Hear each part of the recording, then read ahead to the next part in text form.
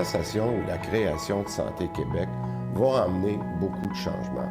Mais l'engagement que je prends aujourd'hui, c'est de faire cette transformation-là de façon graduelle et avec toute la transparence nécessaire pour que vous vous sentiez en confiance au cours des prochains mois. Alors, le gouvernement du Québec a adopté son projet de loi sur la réforme de la santé sous bâillon samedi matin, un peu après 5 heures du matin. Un véritable mastodonte, ce projet de loi, 1200 articles, dont 400 qui n'ont pas pu être étudiés finalement en commission parlementaire. Mais le gouvernement était tanné, a dit le ministre Dubé. C'est le mot du ministre Dubé, qui souhaitait donc passer à l'action pour améliorer les services à la population. Maxime, vous en pensez quoi du projet de loi, de son adoption sous bâillon également? Bien, je commençais par le bâillon. Moi, je pense que c'est une erreur de ne pas prendre un certain nombre de jours ou de semaines pour continuer l'exercice de la commission parlementaire. Moi, c'est un exercice que j'aime beaucoup, pour lequel je crois beaucoup, parce que on prend vraiment là, item par item, là, article par article, puis souvent, le gouvernement lui-même va améliorer son projet de loi. L'opposition va souligner des imprécisions, va demander des amendements qui, très, très souvent, sont acceptés. Je dirais même que les députés s'améliorent parce que les députés qui participent à ça apprennent beaucoup. Puis dans l'opposition, bien, il y a peut-être un futur ministre de la Santé. Le ministre lui-même connaît mieux les dangers qui viennent avec son projet de loi pour des futurs amendements pour corriger les risques. Oui. Fait que je trouve que, surtout, je pense pas qu'on parlait de 6 mois. Là. Je pense qu'on parlait d'un certain nombre de jours, sinon de semaines. On aurait pu attendre après les fêtes pour l'adopter, selon vous? Oui, moi, je pense que ça aurait voulu la peine. C'est trop important. Alors, le bâillon, le projet de loi 15, votre avis là-dessus, Kerlande? Mais à chaque fois qu'on utilise le bâillon, c'est pour moi une attaque à la démocratie parce que les députés, ça fait partie de leur travail de justement réfléchir les lois et c'est une occasion qu'ils ont justement d'exercer leur rôle. Maintenant, la question moi, qui m'intéresse, et puis j'ai toujours la question qui m'intéresse, c'est on s'en va dans une logique de centralisation puis de privatisation. Donc, on en a fait depuis, puis M. Gabriel Nadeau-Dubois nous l'a rappelé cette fin de semaine, ça fait plus de 25 ans qu'on est dans une logique de centralisation. On n'a aucune étude réellement qui nous prouve la pertinence de cette centralisation-là, les succès qu'on a eus qui nous disent maintenant il faut aller vers une agence et s'éloigner de la logique de proximité. On n'a pas ça. Et ce qu'on a comme système de la santé qui est réussi, c'est des systèmes qui sont décentralisés. Donc, j'arrive pas à comprendre. Pourtant, ces deux hommes, M. Dubé ainsi que M. Legault, qui ont pour langage l'efficacité, l'efficience. Donc, c'est sur quoi qu'ils se basent pour dire ça. Et la question du bâillon, ils disent qu'ils ont été à l'écoute.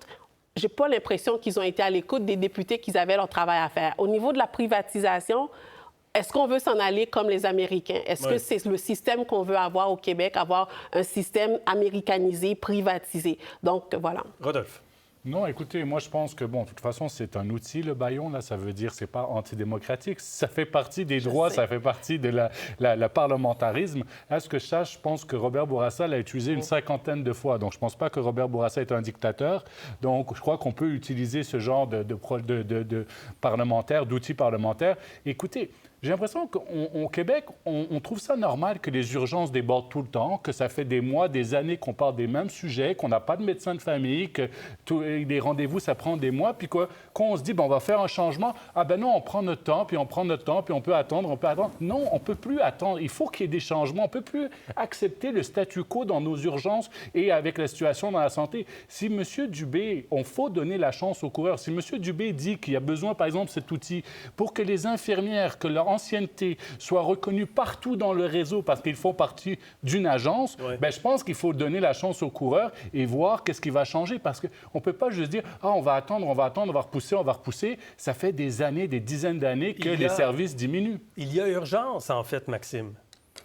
Oui, il y a urgence. C'est certain qu'il y a urgence. Par contre, entre un mois de plus ou un mois de moins, moi, je pense que il y a urgence aussi de bien travailler puis de faire les bons choix. Moi, il y a un principe du projet de loi avec lequel j'ai tendance à être d'accord. Je dis j'ai tendance parce que je ne suis pas un expert absolu dans ce domaine-là, mais c'est qu'il veut séparer, le ministre, les grandes orientations en matière de santé et les opérations quotidiennes, justement à cause de l'urgence. Parce que quand le ministre est constamment interpellé, par exemple à l'Assemblée nationale, sur tel cas de personne qui a attendu je ne sais pas combien de temps à l'urgence, tel autre cas de personne qui il n'est pas en train de penser les grandes orientations du réseau, il n'est pas en train de réfléchir à l'avenir. Donc, de séparer ces deux éléments-là, puis dire, OK, au quotidien, là, au front, là, on va avoir Santé Québec, mais sur la planification, puis les grands enjeux, puis les orientations, c'est le politique qui va le faire. Moi, ça, je trouve qu'il y a quelque chose d'intéressant là. Puis encore une fois, on n'est pas sur la centralisation? Pardon? Sur la centralisation? Bien, ça, c'est le problème, comme on l'a dit, là, des 25 dernières années. Je pense que Caroline l'a bien résumé.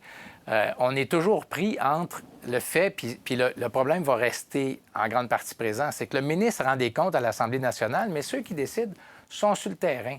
Oui. Et là, le ministre se donne des pouvoirs pour que, ultimement, il y ait une capacité d'action. En fait, c'est ce qu'il faut en éducation aussi. Moi, ma solution, ça sera un gouvernement régional, là, mais on ne créera pas un 4e niveau de gouvernement cette semaine. Mais la centralisation, là, c'est vraiment de l'hyper-centralisation. Puis alors, non, mais allez-y, finissez. Bien, c'est ça, j'ai une certaine inquiétude. OK.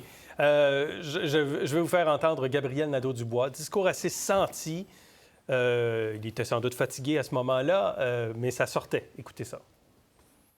Depuis 25 ans en santé, on centralise. Eh bien, avec Santé Québec, il y aura dorénavant un seul établissement, la mère de toutes les bureaucraties, une bureaucratie pour les gouverner toutes, un énorme employeur d'une armée de 300 000 travailleurs-travailleuses, Santé Québec.